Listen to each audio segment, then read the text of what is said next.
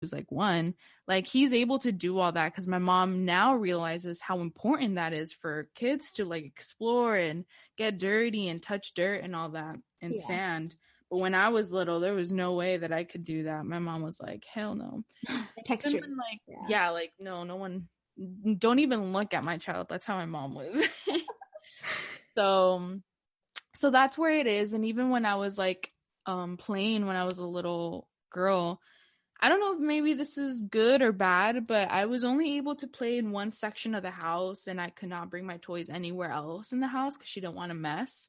So I don't know if that's a good thing or a bad thing, but I remember, like, you know, it was very, like, I guess disciplined and that way, and that was my good girl thing. And of course, like, I knew, like, my mom didn't want to mess, so it's like I had almost like following the rules in a way. Yeah. But I was like, you know, scared, not scared, but like, I guess scared of her eyes more so than like anything else. Like, that's something like my mom has, you called it something the other day, I don't know what it was, but it's like these eyes, you know, it's like, oh, you're doing something wrong right now, don't do that. But it was never like, you know, hitting or anything like that. She had her eyes. Yeah. I forget what I called it. No, but I feel like that's a good form of discipline. That's pretty fair. Is like, you can make a mess, you can be crazy, you can have your little play area, but don't bring it around the house, because then it's just like, you know, even though it's just you, it's like, I gotta clean it up for you and all that. So that's pretty fair. But no, I feel like I'm sure folks can relate to that. I don't remember if I made too many messes. I just know that she would always, I feel like I would make a mess, but then I would remember she would always tell me, I'm not going to clean up after you. At a certain age, she was like, you're going to have to put everything away, or you can't make these. Like, I would really love making forts. I used to love making forts in the living room. So my big brother Lalo and I would make big gigantic forks and use like chairs and the trapeador, the mop, an escoba, the broom, and the vacuum, and we would just use all kinds of shit. And of course, we're a family of 10, so we have a bunch of blankets.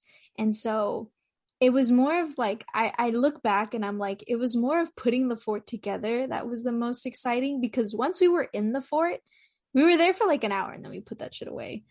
We weren't there that long. We would like eat chips, watch a movie, or like play games, or just like tell each other jokes and just fart around.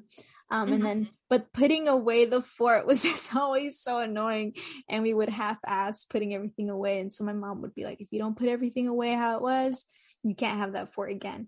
And so I feel like that was pretty fair. It's like, have your little explore and like fun moment, but just, you know, make sure to clean up after yourself.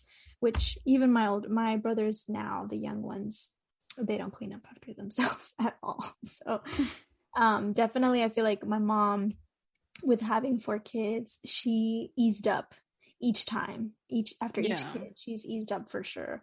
It's definitely a sexist thing, but it's just also as you learn, she's just like, what's the point of like, because I tell her, I go, if it was me, you would be yelling in my face, you would be cussing me out, you would just like grill me on all this shit. And she's just like, yeah, and I noticed you still did it, so what's the point of yelling? And I'm like, no, you're right. I mean, you're right. Which, I mean, and it brings me to something that I had done with a kid, which was, I remember, and I won't say their name because of HIPAA, but there was a kid at my work, and he has autism. And I didn't know that at the time when he did something and I was trying to get his attention. So I did big mama voice and I yelled at him. Well, I kind of raised my voice and did that like stern, like, go to your room right now. And he didn't like it. He felt called out. He has autism, and also he has anxiety with, what do you call it? ADHD. So when you call him out, it just makes him like shrink up and then feel super small, super vulnerable. And he's just not receptive to that. And I learned that the hard way. Go to his room, and I'll never forget, at the end of the night, he was just like, he told another staff, and he was like, I just can't talk to Mireya. I just feel like Mireya hates me. And of course I checked in with him and I was like, I don't hate you, man. Like, yeah, you did some dumb shit today. I mean, I didn't say it like that, but I was like, you did some dumb shit today, but like, I still care about you. I'm still here. I'm going to be here tomorrow. You know, it's like, and which taught me 2 things, or reminded me 2 things. One, don't ever do that again. Yelling can work to some kids. I mean, at least raising your voice is important with some kids, but sometimes it's not, you know, always effective with other kids. Everyone's different in how you can grab their attention. I learned that with this kid, what works best, and from what another staff told me, was you got to do that like soft voice, but be stern and just be like, I really need you to go to your room and we're going to have a conversation, but you need to go and take a break. Or what is it called? They call it take space. So you're going to go and take space in your room right now, but you just do that soft tone, because raising your voice just makes them shut out, which I totally understand. And so I learned that. The second thing I learned was that I totally spaced out on. Oh, a lot of these kids, it's a big reminder, and as we talk about generational trauma, is that a lot of kids, unfortunately, and even as we're adults, we look back, a lot of kids didn't have that foundation where, so when we talk about discipline and things being revoked, like you and I, it was TV and video, whatever, right? It was what we called fun. But for some kids, it was food, right? For some kids, it was things that were supposed to be rights as a child. So for me, it might have been like, I did something fucked up and stupid. Even in my teenage years, my mom still fed me. My mom still clothed me. My mom still let me go in the house, and sleep under her roof. But unfortunately, for a lot of youths, for a lot of kids, a lot of young adults can now look back and say like, no, I didn't have that. I didn't have that. And I would call it unconditional love, but some people, it's just like, that's a right. As a parent, that's your right. You got to clothe your kid, feed your kid until they're 18. And then you can kick them out. But I know too many friends that were like, no, if I was being a shithead or just did something my parents didn't like, they didn't let me come back home at a certain time, or they didn't feed me, they were like, well, no dinner for you. And so I noticed that with kids that I work with, and it's totally heartbreaking, and it's really unfortunate and sad, because it's like, now you see food as a luxury and not as a right. How ridiculous is that? And so that's one thing for sure that just kind of stood out to me as we talk about just like PTSD. That could be one thing, because now that causes an eating disorder maybe for some kids, right? Because they're like, oh, this cake, it's not a right, it's a privilege, right? Or whatever the case may be. So but yeah, that's crazy. Because I, like, just to backtrack a little, like my mom, when she's with like Lucas, she sometimes does mention like, if your sister would have done this, like, no se lo hubiera acabado conmigo. Which she wouldn't have hit me, but she probably would have yelled at me. Right. And I'm like, I know, like, that's so crazy how like things shift. But yeah, like, I really feel for those kids that, like, as a form of discipline or taking something away, it's food, their clothing, not being able to go into the house, like, that creates a whole other level of unbalance and right, trauma. absolutely. And Yeah, I can't imagine, but dang, there's no justification for that. I'm gonna be real. Yeah, and when I was in foster care and I was sharing stories with other foster kids, they were like, man, my foster dad would put a lock on the fridge. And I'm like, dude, what? And he's like, see, that's crazy. He has a code on it in case, because sometimes at night you get late night cravings, and he's like, nah, he said he couldn't afford that. And so, and I was like, yeah, that's wild. So that's just crazy. Yeah, I feel like the whole foster care system is so unregulated. Oh yeah, that could be like a segment. Big time. Yeah, and which goes into the next thing of which we should kind of cover, is triggers and coping skills. I know you have a couple of coping skills tips, but I do want to cover triggers. Mm-hmm. Triggers can be anything, and they can tap into PTSD, into it, just like a trauma. It could be an event, it could be a situation, it could be a moment. It could be a moment that was just traumatizing. I don't know if you want to share something, maybe if like, I know for me, it's sometimes a scent.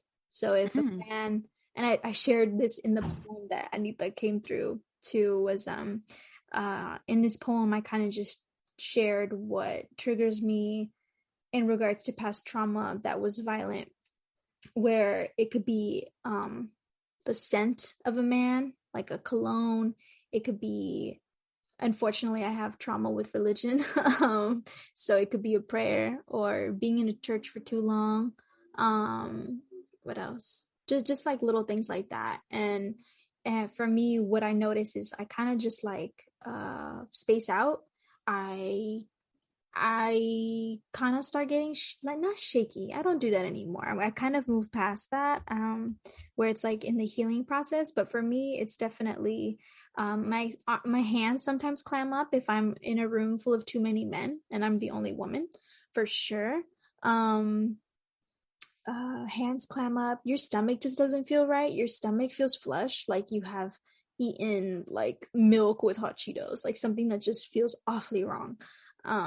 So little things like that for sure can tells my body and tells my brain like little Mireya is not okay. She needs to find her safety net or like a coping skill. And for me, it helps to be around women for sure. Women that I find safe, finding someone to be with. Maybe that's an attachment issue. I don't know. I could be alone. Sometimes I just need to like walk away from that situation, kind of avoid that. Or this may sound weird, but I learned in a women's circle, touching your stomach with your left hand and then touching your chest with your right hand and then doing breathing exercises. It reminds your brain that you're here and it kind of centers you. I like to give that tool for the kids at my work because a lot of times, whether it's medication or just simply they feel anxious, you want to remind your brain that you're okay, that nothing is wrong. You're just feeling overwhelmed and kind of thinking too much, which can happen. Yeah, but go ahead, Anita. What are some coping skills for our listeners? And also, if you want to add, what have you learned that are your triggers? So my triggers would definitely be when any information when it comes to sexual violence towards women. That's a major trigger for me, and that's in all its forms, whether it's a documentary, whether it's a story, whether it's in class, whether it's, just that's a major trigger for me. When I'm around men who I don't know, and I'm, like you said, like in a room full of men and it's like you don't know anyone, that's a trigger for me. I've noticed that yelling is a form of trigger for me. I shut down, like my brain, like I space out, I shut down, like I no longer can function. Is it regardless of gender, or is it just like a man's harsh tone, or is it women as well? Oh, women, both. Just yelling in general, I do not like that. It just makes me feel really small, and it triggers me. But something that I've actually been learning now, I've been meditating. So those are my coping skills. I breathe, I meditate, I take a not time out, but like I give myself some space alone. I really love my alone time and I value my alone time. I don't really like being around too many people often. That stresses me out. You don't like crowds? I don't really like crowds, no. I don't like when people, like random people, are like body touching me, like, oh no, thank you. Move. But yeah, so I really like spending my alone time. I really like writing. That's like my form of like self-healing in a way.